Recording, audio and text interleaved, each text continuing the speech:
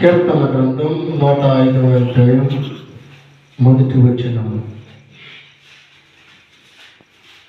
కీర్తన గ్రంథం 105వ అధ్యాయం మొదటి వచనం. యెహోవాకు కృతజ్ఞతాస్తుతులు చెల్లించుడి, ఆయన నామమును ప్రకటన చేయండి. దేవుడు వాక్యం మాట్లాడుతూ ఉన్నది దేవుని నమ్ముకున్నటువంటి బిడ్డలతో. దేవునికి మీరు కృతజ్ఞతాస్తుతులు చెల్లించుడి. దేవుని నమ్ముకున్నటువంటి బిడ్డలతో, ఆయన నామాన్ని కొనియాడటువంటి బిడ్డలతో దేవుని వాక్యం చెబుతున్నది, దేవునికి మీరు కృతజ్ఞతాస్తుతులు చెల్లించుడి. అసలు కృతజ్ఞతాస్తుతులు అంటే ఏమిటిది? సరేనయ్యా, నువ్వు చెప్పినవు, మేము కృతజ్ఞతాస్తుతులు చెల్లిస్తాము, దేవుడు చెప్పినటువంటి మాట ప్రకారం మేము జీవిస్తామని మీరంటే, అసలు కృతజ్ఞత అంటే ఏది? అది మనకి కృతజ్ఞత అంటే ఏంటో తెలిస్తే మనము కృతజ్ఞతాస్తుతులు చెల్లిస్తాం. ఆ కృతజ్ఞత అనేది ఏదో మనకు తెలియకుండా ఉంటే మనము కృతజ్ఞతలు చెల్లించడానికి అవకాశము ఉండదు. బైబిల్ గ్రంథంలో కృతజ్ఞత కలిగినటువంటి ఒక వ్యక్తిని మనం ఈరోజు జ్ఞాపకం చేసుకుందాం. దేవుడు ఆ వ్యక్తికి సహాయం చేశాడు.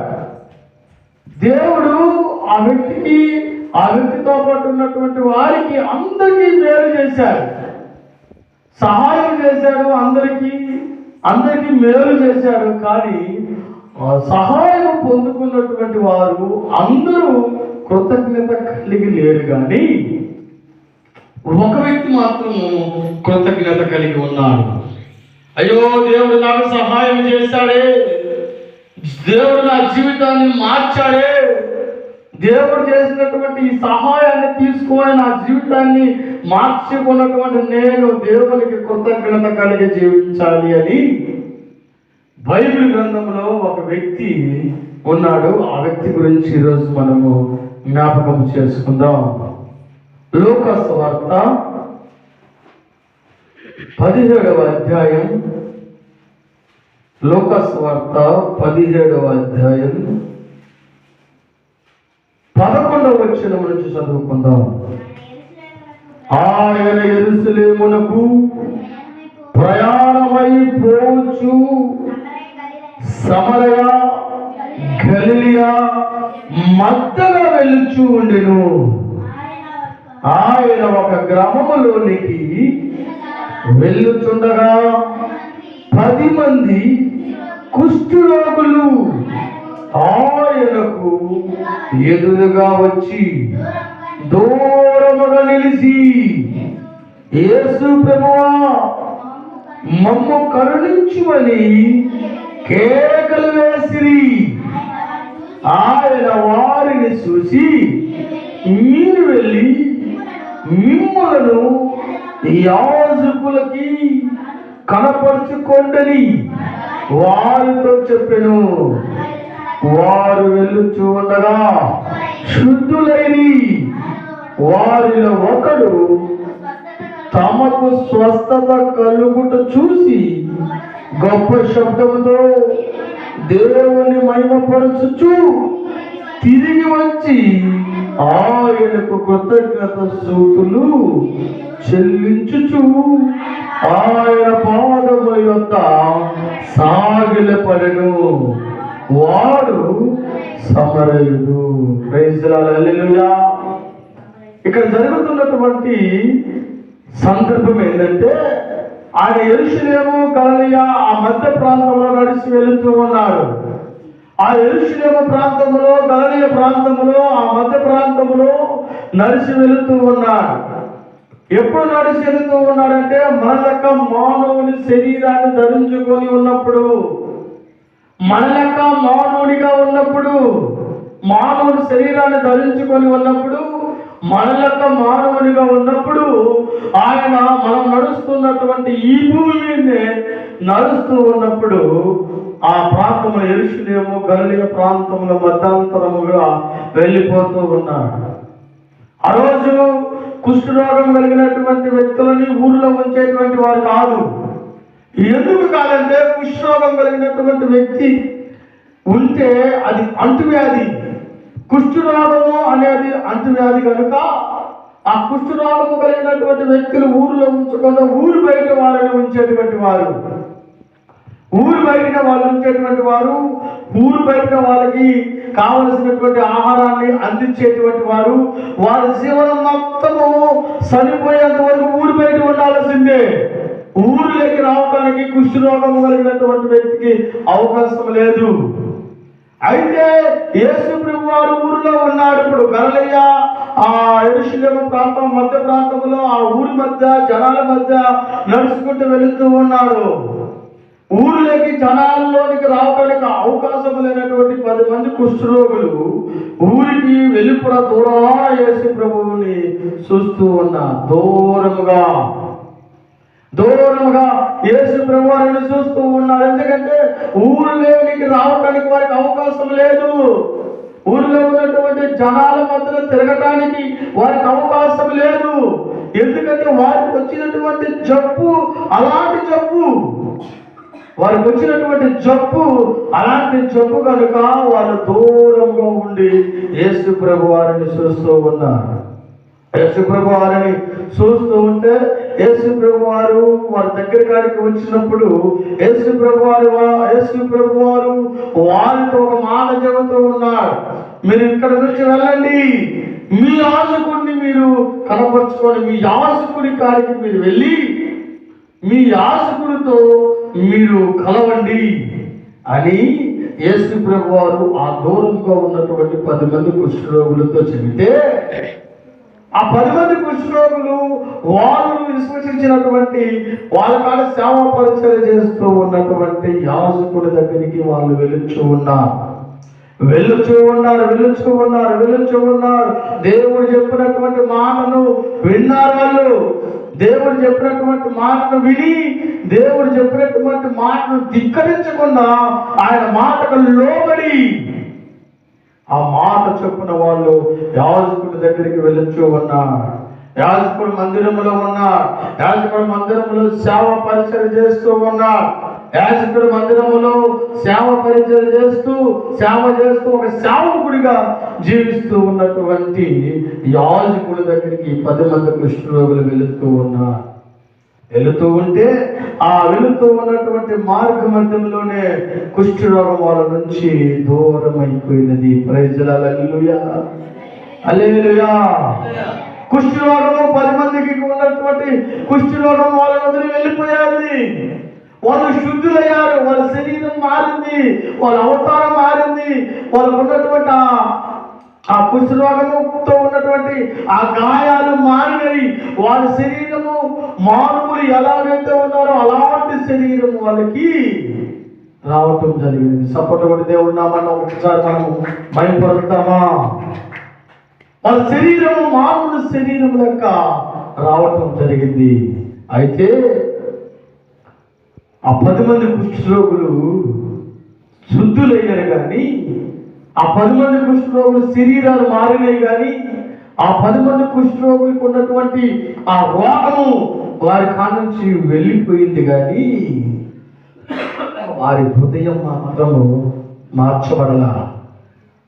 వారు అలాగనే పాపపు ఆలోచనలో జీవిస్తూ ఉన్నారు. అలాగనే పాపపు జీవితంలోనే వాళ్ళు జీవిస్తూ 9 మంది శుద్ధుల ఇంటికి వెళ్ళిపోయినారు కానీ ఒక్కడు మాత్రము కృతజ్ఞత కలిగినటువంటి వాడు ఒక్కడు.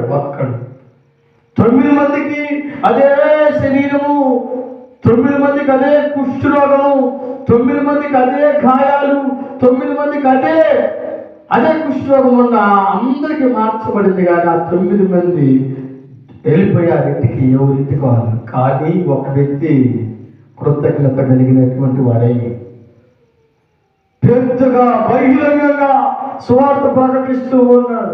దేవుడు నా ఎడల ఒక అద్భుతము చేసి ఉన్నాడు. దేవుడు నా పక్షమున ఒక కార్యము చేసి ఉన్నాడు. దేవుడు నాకున్నటువంటి కుష్ఠరోగమును తీసివేసిందని గొప్ప కేకలు వేసి, గొప్ప శబ్దంతో గొప్ప కేకలు వేసి చెబుతూ అక్కడ నుంచి ఒక్కడు తిరిగి యేసు ప్రభు దగ్గరికి ఆయనకి వెళ్ళాడు. అయ్యా, నువ్వు చెప్పినటువంటి విధముగా యాజకుడి దగ్గరికి మేము వెళ్ళొచ్చు ఉన్నాం.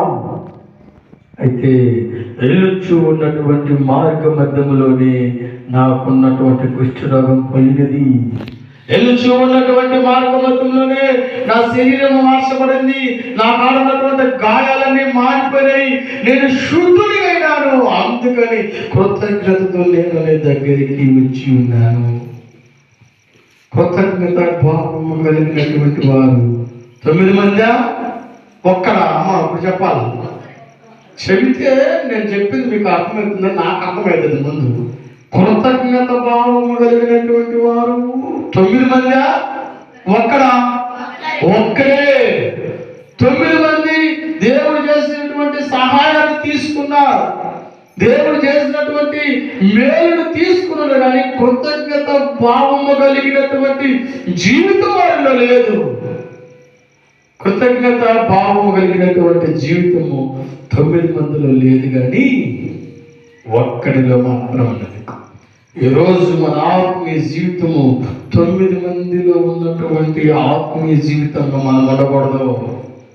దేవుణ్ణి ఆరాధిస్తున్నటువంటి మనము, ఆయన స్తుతిస్తున్నటువంటి మనము, ఆయన నామాన్ని కొనియాడుతున్నటువంటి మనము, ఆయన సన్నిధికి వస్తున్నటువంటి మనము, దేవుడు చేసినటువంటి మేలును అనుభవిస్తున్నటువంటి మనము ఒక్కడిలో చేర్చబడినటువంటి వారిగా మనం ఉండాలి. Praise the Lord. Hallelujah, hallelujah. ఒక్కడిలో చేర్చబడినటువంటి వారిగా మనం ఉండాలి. దేవుడి మేలు చేశాడు, దేవుడి సహాయం చేశాడు, దేవుడు చేసినటువంటి సహాయాన్ని పొందుకున్నానని కృతజ్ఞత భావము కలిగినటువంటి వారి లెక్క మనము జీవించాలి. ఈరోజు మనము నేర్చుకున్నటువంటి అంశం ఏంటంటే, మొదటిగా కృతజ్ఞత భావము కలిగినటువంటి వారి లెక్క మనము జీవించాలి. ఇంకొక అంశంలోనికి మనము వెళ్దాం. అదే లోక సువార్త 10వ అధ్యాయంలోకి ఒకసారి వెళ్తే, ఇంకొక వ్యక్తి ఉన్నాడు. నేను భక్తిపరుల్ని అనిపించుకోవాలి, నేను జ్ఞానం కలిగినటువంటి వాడిని అనిపించుకోవాలి అని కొంతమంది ఆలోచనలు ఉంటాయి. అలాంటి ఆలోచనలు కలిగినటువంటి ఒక వ్యక్తిని మనం చూద్దాం. లోక సువార్త 10వ అధ్యాయం 25వ వచనంలోనికి వెళ్తే, ఇదిగో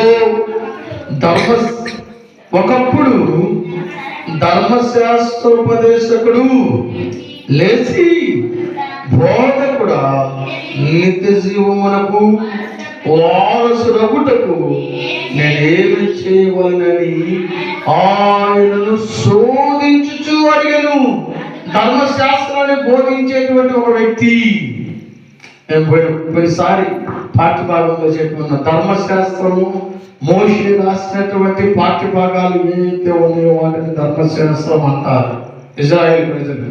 ఏంది అంటే ధర్మశాస్త్రం అని దేన్ని అంటారంటే, ఆదికాండము, నిర్గమకాండము, లేవికాండము, సంఖ్యాకాండము, ద్వితీయోపదేశ కాండము, ఈ 4 కాండాలని ఇజ్రాయేల్ ప్రజలు ధర్మశాస్త్రం అంటారు. ఇది 4 కాండాలను రాసినటువంటి వారు ఎవరంటే మోషే గారు రాస్తారు. ఈ 4 కాండాలను బోధించేటువంటి ఒక వ్యక్తి, ధర్మశాస్త్రోపదేశకుడు, యేసు ప్రభు వారిని శోధించాలని, యేసు ప్రభు వారిని మాటలతో ఇబ్బంది పెట్టాలని, ఆయన ఎలాగైనా కానీ ప్రశ్నలు అడగాలని ఆయన కాడికి వచ్చి అడుగుతున్నాడు. ధర్మశాస్త్రోపదేశకుడు లేచి, బోధకుడా, నిత్య జీవానికి వారసు రాగాలంటే నేనేం చేయాలి? అయ్యా, నువ్వు నిత్య జీవం అని చెబుతూ ఉన్నావు, నువ్వు ఒక పరలోకం ఉన్నదని చెబుతూ ఉన్నావు, పరలోక రాజ్యం ఉన్నది అంటూ ఉన్నావు. ఈ లోకము నిత్య జీవమైనది కాదు, ఈ లోకంలో మనిషి శాశ్వతమైనది కాదు, ఒక శాశ్వతమైనటువంటి రాజ్యం ఒకటి ఉన్నదని నువ్వు చెబుతూ ఉన్నావు. ఆ శాశ్వతమైనటువంటి రాజ్యంలోనికి నేను వెళ్ళాలంటే నేనేం చేయాలి అని యేసు ప్రభు వారిని అడుగుతూ ఉంటే, అందుకు యేసు ప్రభు వారు 26వ వచనంలో చెబుతూ ఉన్నాడు. ఏమని చెబుతూ ఉన్నాడు ఒకసారి మనం చూద్దాం. అందుకు ఆయన ధర్మశాస్త్రం అందేమి రాయబడి ఉన్నదని నీవేమి చదువుతున్నావని అతనిని అడగగా అతడు నీ దేవుడైన ప్రభువుని నీ పూర్ణ హృదయముతో, నీ పూర్ణ మనసుతో, నీ పూర్ణ శక్తితోను, నీ పూర్ణ వివేకముతోను ప్రేమించవలనని, నిన్ను వలె నీ పొరుగు వారిని ప్రేమించవలనని రాయబడి ఉన్నదని చెప్పాను. అందుకు ఆయన నీవు సరిగా ఉత్తరం ఇచ్చితివి, అలాగూ చేయమని, అప్పుడు జీవించదవని అతనితో చెప్పాను. అయితే తాను నీతిమంతుడైనట్టు కనబరుచుకొనగోరి అతడు అవును గాని నా పొరుగు వాడెవడని యేసుని అడిగను. ధర్మశాస్త్రోపదేశకుడితో యేసు ప్రభు మాట్లాడుతూ ఉన్నాడు.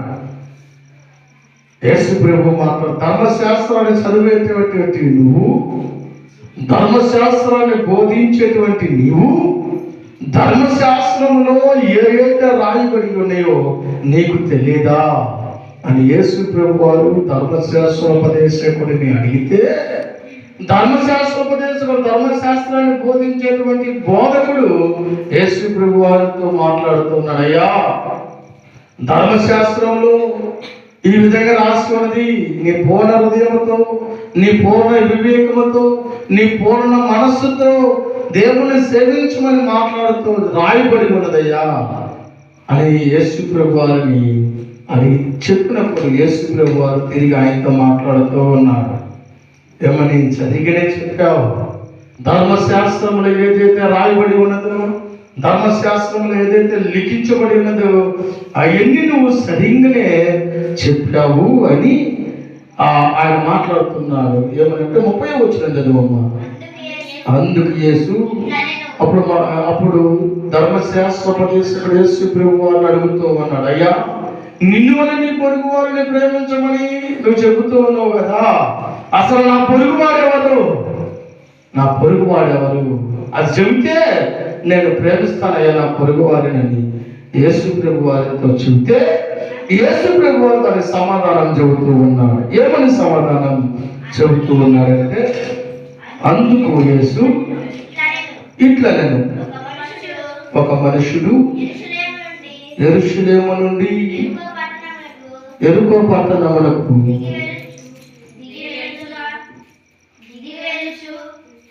దిగి వెళ్ళుచు దొంగల చేతిలో చిక్కెను. వారు అతనిని బట్టలు దోచుకొని అతన్ని కొట్టి కొర ప్రాణముతో విడిచిపెట్టిరి. అప్పుడు ఒక యాజకుడు ఆ త్రోవను వెళ్ళుచు తటస్థించెను. అతడు వానిని చూచి పట్టుకుపోయెను. అలాగును లేవీయుడు ఒకడు ఆ చోటికి వచ్చి చూసి ప్రక్కకు పోయెను. అయితే ఒక సమరయుడు ప్రయాణమైపోవచ్చు అతడు పడి ఉండు చోటికి వచ్చి అతనిని చూసి అతని మీద జాలిపడి దగ్గరికి పోయి నూనెయు ద్రాక్షరసమును పోసి అతని గాయమును కట్టి తన వాహనం మీద ఎక్కించి ఒక పూట కూలి వాని ఇంటికి తీసుకొని పోయి అతనిని పరామర్శించెను. మరునాడు 200 దేనారులు తీసి ఆ పూట కూలి వానికి ఇచ్చి అతని పరామర్శించుము. నీకింకేమైనా ఖర్చు చేసిన ఎడల నేను మరలా వచ్చినప్పుడు అది నీకు ఇచ్చేదనని అతనితో చెప్పాను. ఇప్పుడు ధర్మశాస్త్రోపదేశకుడు యేసు ప్రభు వారిని అడుగుతూ ఉన్నాడు, అయ్యా, నిన్ను వల్ల నీ పొరుగు వారిని ప్రేమించమని నువ్వు చెప్పావు కదయ్యా. అయితే పొరుగు వారు ఎవరో నాకు చెబితే నేను ప్రేమిస్తాను అని అన్నప్పుడు యేసు ప్రభు వారు పొరుగువాడు ఎవరు ఆ ధర్మశాస్త్రోపదేశకుడికి వివరిస్తూ ఉన్నాడు. ఏమని వివరిస్తూ ఉన్నాడంటే, అయ్యా, దోమ మధ్యన పోతూ ఉంటే ఒక వ్యక్తి దొంగల చేతిలో చిక్కబడి దొంగల చేత కొట్టబడి దోమ పక్కన పడి ఉన్నాడు. అయితే మొదటిగా లేవీయుడు వచ్చాడు, మొదటిగా యాజకుడు వచ్చాడు. యాజకుడు వచ్చి దొంగల చేతిలో కొట్టబడినటువంటి ఆ వ్యక్తి కాడికి వెళ్ళకుండా ప్రక్కకు వెళ్ళిపోయాడు. తర్వాత లేవీయుడు వచ్చాడు, లేవీయుడు కూడా ఆ వ్యక్తి కాడికి వెళ్ళకుండా పక్కకు తప్పుకొని వెళ్ళిపోయాడు. అయితే మూడో వాడు సమరయుడు వచ్చాడు. సమరయుడు వచ్చి ఆ సమరయుడు అతని బండి మీద ఆ సమరయుడు ఆ గాయపడినటువంటి వ్యక్తిని అతని బండి మీద ఎక్కించుకొని ఒక వైద్యం చేసేటువంటి ఆ వైద్యుడి కాడికి తీసుకొని వెళ్ళి అతనికి కావలసినటువంటి ఆ గాయాలను శుభ్రం చేసి అతనికి కావలసినటువంటి వైద్యాన్ని అతనికి ఇచ్చి మళ్ళా 2 దినాలు ఇచ్చి మళ్ళా వైద్యుడితో పూట కూలి వాళ్ళతో మాట్లాడుతున్నాడు. వైద్యుడితో, అయ్యా, నేను ఈరోజు నీకు 2 దినాలు ఇచ్చేసి వెళుతూ ఉన్నా, ఇతనికి కావలసినటువంటి వైద్యము నువ్వు చెయ్యి, ఇంకా ఎంతైనా ఖర్చు అయితే నేను దాన్ని బలాయిస్తాను అని ఆ సమరయుడు ఆ గాయపడినటువంటి వ్యక్తితో మాట్లాడి ఆ వ్యక్తిని వైద్యుడికి అప్పగించి వెళుతూ ఉన్నాడు. వాస్తవానికి మనం ఆలోచన చేస్తే సమరయుడికి ఆ పొలం పక్కన పడి ఉన్నటువంటి వ్యక్తికి ఎటువంటి సంబంధం లేదు, ఎటువంటి సుటీకాలు లేవు, ఎటువంటి బంధుత్వాలు లేవు, ఎటువంటి సంబంధం లేదు. ఒక వ్యక్తి ఆపదలో ఉన్నాడు, కాపాడాలి అనేటువంటి మనసు తప్పితే ఎటువంటి సంబంధం లేదు. అలాగనే ముందుగా వచ్చినటువంటి యాజకుడు ఆ పని చేయొచ్చు, కానీ చేయలేకపోయాడు. రెండోసారి వచ్చినటువంటి లేవీయుడు ఆ పని చేయొచ్చు, చేయలేకపోయాడు. అయితే మూడోసారి వచ్చినటువంటి సమరయుడు మాత్రము ఆ పని చేసి పెట్టాడు. అయితే యేసు ప్రభు ధర్మశాస్త్రోపదేశకుడితో చెబుతూ ఉన్నాడు, నిన్ను వలె నీ పొరుగు వారిని ప్రేమించమంటే సమరయుడికి ఆ గాయపడినటువంటి వ్యక్తికి ఎటువంటి సంబంధం లేకుండా ఉన్నప్పటికీ సమరయుడు పోయి ఆ వ్యక్తిని ప్రేమించి ఆ వ్యక్తికి కావాల్సినటువంటి వైద్యం అందించినటువంటి విధముగానే నీవు కూడా ఎవరికైనా కానీ సహాయం చేసేటువంటి పరిస్థితుల్లో నీవు ఉంటే నువ్వు ఖచ్చితంగా సహాయం చేయటమే నిన్ను వల్ల నీ పొరుగు వారిని ప్రేమించడము. ఈ పని చేసి పెట్టి నువ్వు అప్పుడు నేను చెబుతున్నటువంటి నిత్య రాజ్యంలోనికి నువ్వు వెళ్తావని యేసు ప్రభు వారు ఆ ధర్మశాస్త్రోపదేశకుడికి బోధించడం జరిగింది. మొదటిగా మనము కృతజ్ఞత భావము కలిగి అటువంటి వ్యక్తులుగా జీవించాలి. రెండవదిగా నిన్ను వల్ల నీ పొరుగు వారిని ప్రేమించమని దేవుడు చెప్పినటువంటి విధముగా అలాంటి ప్రేమ కలిగి మనము జీవించాలని నేను మీకు తెలియజేస్తూ ఉన్నాను. దేవుడి వాక్యాన్ని దీవించుగాక. అందరం మోకరించినట్లయితే ప్రార్థన చేసుకుందాం.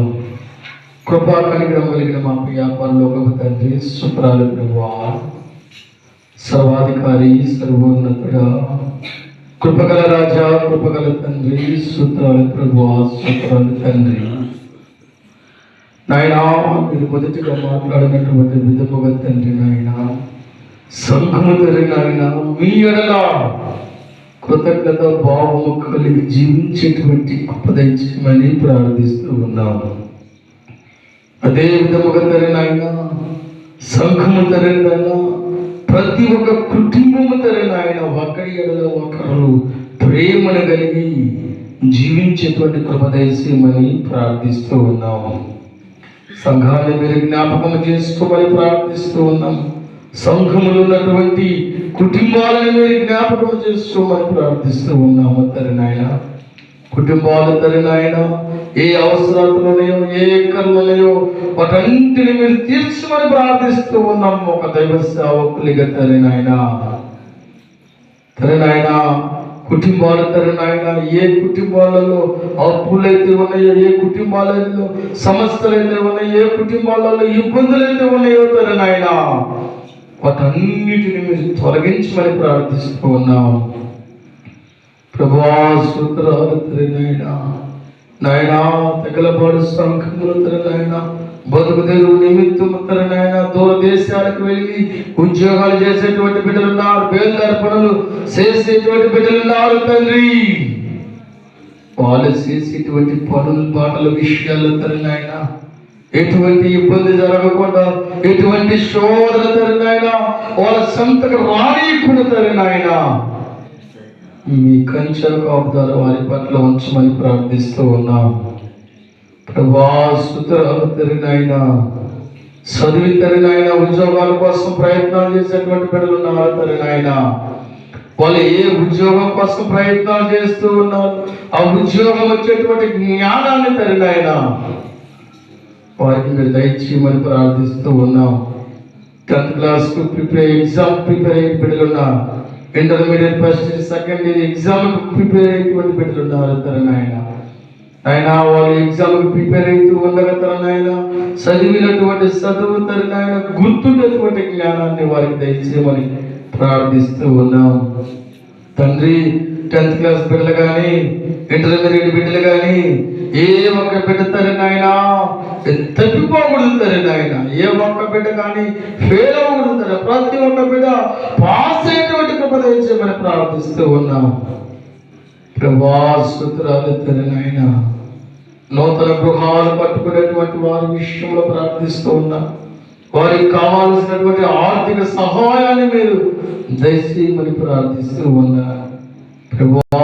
స్తుతులు తండ్రి ఆయన వాహనాలు ఉన్నాయి, ఆటోలు ఉన్నాయి, బైకులు ఉన్నాయి ఆయన.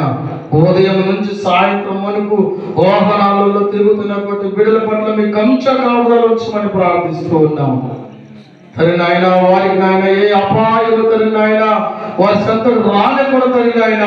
సురక్షితంగా ఇంటికాల నుంచి బయలుదేరే నిమిత్తము తిరిగి వచ్చేంత వరకు మీ కంచె కాపుదల వాహనం నడిపేటువంటి బిడ్డలపై ఉంచమని ప్రార్థిస్తూ ఉన్నాం ఆయన. ప్రవీణ్ అన్న మేరకు విషయంలో సహాయం చేయమని ప్రార్థిస్తూ ఉన్నాం. భుజక విషయంలో సహాయం చేయమని ప్రార్థిస్తూ ఉన్నాం. సంఘములతో వారిద్దరికీ మీరు గర్భఫలాన్ని ప్రసాదించమని ప్రార్థిస్తూ ఉన్నాము తండ్రి. తండ్రి వ్యవసాయం చేసేటువంటి బిడ్డలు ఉన్నా వారు వేసినటువంటి పంటల విషయంలో మీరు తోడుగా ఉండండి తండ్రి ఆయన. నేడుగా ఉండమని ప్రార్థిస్తూ ఉన్నాం. పశు సంపద తండ్రి ఆయన పశు సంపదను మీరు ఆశీర్వదించి దీవించమని ప్రార్థిస్తూ ఉన్నా ఆయన. దీనుడైనటువంటి నన్ను మీరు జ్ఞాపకం చేసుకొని సంఘముల భయముతో, భక్తితో, శ్రద్ధతో ఉండేటువంటి జ్ఞానాన్ని ఆయన మనస్సును మాకు మీరు ప్రసాదించమని ప్రార్థిస్తూ ఉన్నాం ప్రభువా. స్తుతులు తండ్రి నాయన వృద్ధాప్రాయంలో ఉన్నటువంటి వారి నిమిత్తం ప్రార్థిస్తూ ఉన్నాం. వృద్ధాప్రాయముల తండ్రి నాయన మనవలు, మనమరాళ్ళు, కోడళ్ళు, కూతురు అందరూ నాయన వారికి సహకారి ఉండేటువంటి కృపను దయచేయమని ప్రార్థిస్తూ ఉన్నాం. మరి ప్రాముఖ్యముగా తండ్రి నాయన దురవ్యసనాలకు బానిసలైనటువంటి బిడ్డలు ఉన్నారు తండ్రి నాయన. ఆ దురవ్యసనాలకు బానిసలైనటువంటి బిడ్డలను తండ్రి నాయన మీరు పట్టుకోమని ప్రార్థిస్తూ ఉన్నాను. ఆ వ్యసనాల నుంచి వారిని దూరపరచమని ప్రార్థిస్తూ ఉన్నాను ప్రభువా. ప్రతి ఒక్క కుటుంబము తండ్రి నాయన సంతోషంగా ఉండాలి తండ్రి నాయన. ప్రతి ఒక్క కుటుంబము తండ్రి నాయన ఆశీర్వదించబడాలి తండ్రి నాయన. ప్రతి ఒక్క కుటుంబము తండ్రి నాయన దీవించబడాలి తండ్రి నాయన. ఏ కుటుంబము తండ్రి నాయన ఇబ్బందులలో ఉండకూడదు తండ్రి నాయన. సకలపాడు సంఘము తండ్రి నాయన ప్రతి ఒక్క ఇంటి చుట్టూరు ఆ రోజు ఏ ఇంటి చుట్టూరు ఎలాగైతే కంచె కాపుదల వేసి నాయన దురాత్మ లోపలికి ప్రవేశించకుండా తండ్రి నాయన మీరు కాపుగా ఉన్నారు తండ్రి నాయన. అలాగా ప్రతి ఒక్క ఇంటి చుట్టూరు మీ కంచె కాపుదల ఉంచమని ప్రార్థిస్తూ ఉన్నాం. ప్రభువా స్తోత్రాలు తండ్రి, యేసయ్యా స్తోత్రాలు తండ్రి. ఈ దీనుడు ప్రార్థన మీరు ఆలకించమని ప్రార్థిస్తున్నాం. నేను అడిగినటువంటి మనవులు తిరిగి మాకు దయచేస్తాననేటువంటి నమ్మకంతో మేము అడుగుచూ ఉన్నాం. ఎందుకంటే తరుణ ఆయన అడుగుడే మీకు ఇవ్వబడదని అవుతారు నాయన. అందుకని తరుణ ఆయన అడుగుచూ ఉన్నాము తరుణ ఆయన. సంఘాన్ని మీరు జ్ఞాపకం చేసుకోమని ప్రార్థిస్తూ ఉన్నాం. ఆదివారం తరుణ ఆయన ప్రతి ఒక్క బిడ్డ నీ సన్నిధానంలోనికి వచ్చి నేను ఆరాధించేటువంటి కృప ప్రతి ఒక్కరికి దయచేయమని ప్రార్థిస్తూ ఉన్నాం. దైవ సేవకులకు ఉంటున్నటువంటి మాకు తరినైన ప్రతి ఒక్క ఆదివారం కానీ గురువారం కానీ భోజనాలు ఏర్పాటు చేస్తున్నటువంటి కుటుంబాలను మీరు దీవించమని ప్రార్థిస్తున్నాం. ఆ భోజనాల నిమిత్తము ఏ కుటుంబం అయితే ఎంతైతే ఖర్చు పెడుతూ ఉన్నది తరినైనా అంతకు రెట్టింపు ప్రతిఫలం ప్రతి ఒక్క కుటుంబానికి మీరు దయచేయమని ప్రార్థిస్తూ ఉన్నాం. ప్రభువా స్తోత్రాలు తండ్రి, యేసయ్యా స్తోత్రాలు తండ్రి. ఆదివారం తండ్రి బలారాధన తీసుకునేటువంటి బిడ్డల తండ్రి ప్రతి ఒక్కరిని సన్నిధానానికి వచ్చి బలాపుచ్చుకునేటువంటి విధానంలో ఉంచమని యేసు నామములో ప్రార్థిస్తూ ఉన్నాను తండ్రి. ఆమేన్.